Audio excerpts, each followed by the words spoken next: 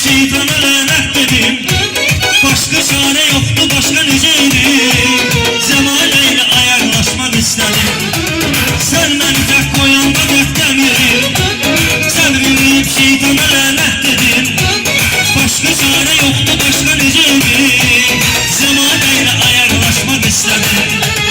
Bir ara səndən uzaqlaşmaq istədim.